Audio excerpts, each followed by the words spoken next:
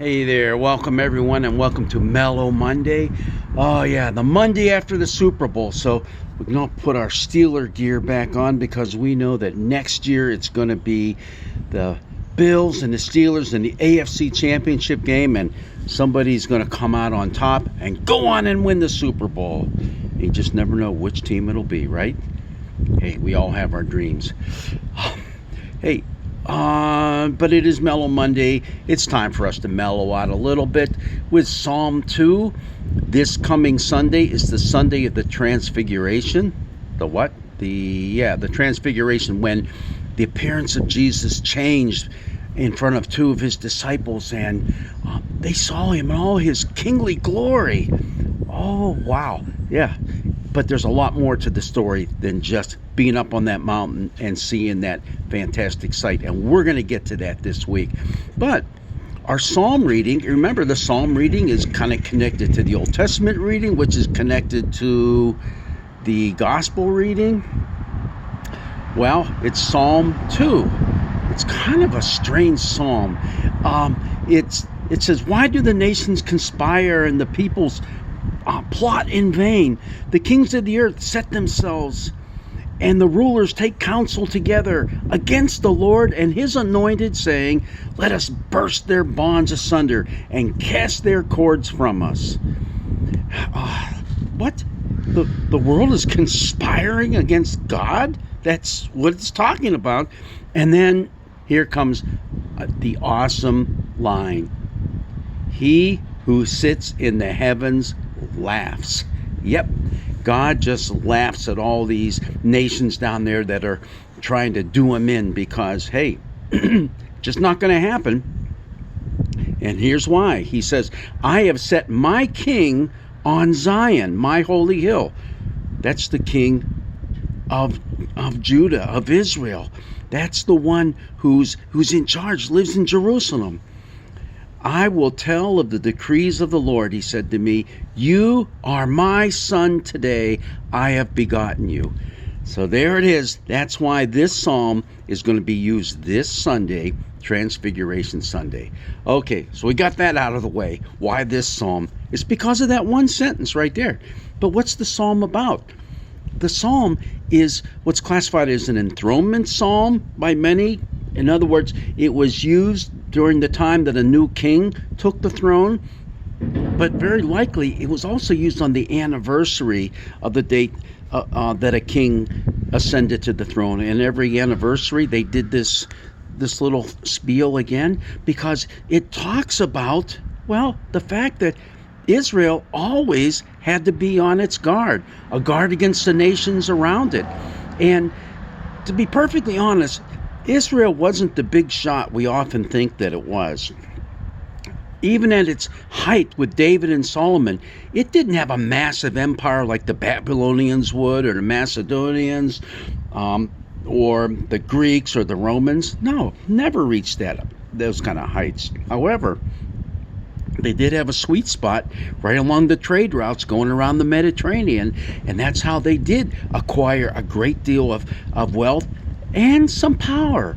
But that always put them in the crosshairs of all these other nations and these other empires, because it was a sweet spot. They wanted to have the control of all the trade going back and forth.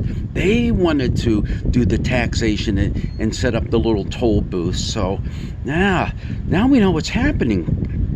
God is saying, no.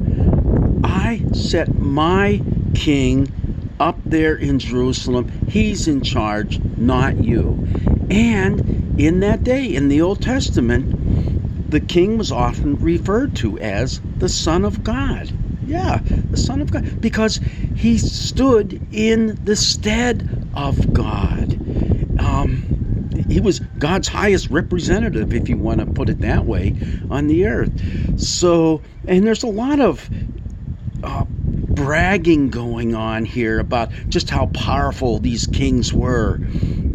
As for me, I will make the nations your heritage and the ends of the earth your possession. Now, this is God speaking to the king. You shall break them with a rod of iron and dash them in pieces like a potter's vessel. In other words, you're going to be on top.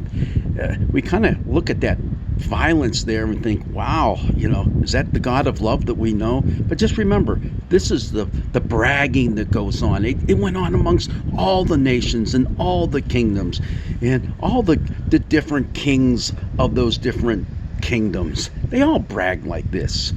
But it ends up with this. Now therefore, O kings, be warned. This is God speaking. O rulers of the earth, serve the Lord with fear and trembling. In other words, serve me. He's speaking through the psalmist at this point. Kiss his feet. What? Or he will be angry and you will perish in the way, for his wrath is quickly kindled. Happy are all who take refuge in him, meaning in God. So, in kissing your feet is something you did when you bowed down. It was symbolic, bowing down before the one who is your greater than you. So it's an interesting psalm. Remember, we have it for this Sunday simply because of that one line, but at the same time, it does say something to us. All through Christian history, many times, this psalm has been attributed to talking about Jesus. I have set my king on Zion, my holy hill. And that part, you are my son, today I've begotten you. Let us burst the bonds asunder. Well, now that's going to be referring to Jesus bursting the bonds of death. Yeah, there's a lot of stuff going on in this psalm that Christians picked up on to say, hey, it is talking about Jesus. Even though in its historical context, no. In its historical context, actually, you need to go back and read Psalm 1 first, then Psalm 2, and realize you've just taken care of describing every psalm that is to follow. The first psalm basically saying, follow the commandments of God, because if you don't, you're going to be blown away like the wind. But be like that tree that's rooted by the water. That's what it means to follow his commands. And then this psalm right here, know who you're worshiping, know who you're dealing with. It's God above. He is Lord and King of all, and he has sent his Son to sit on the throne in Jerusalem. Yep. Pretty much, that sums up the whole psaltery. And not just in that simplistic way, but in a lot of beautiful ways that talk about our relationship with God and with one another, and how all of that is part of God's kingdom as it's outlined in the Older Testament. Okay, this sun is shining brightly today, but it's still a bit chilly out, but not too bad. And you talk about highs in the upper 40s on February the 13th. That's crazy, because the sun is just in love with us. Yeah, tomorrow, Valentine's Day. Get ready to celebrate. God's blessings be with you, and have a great day.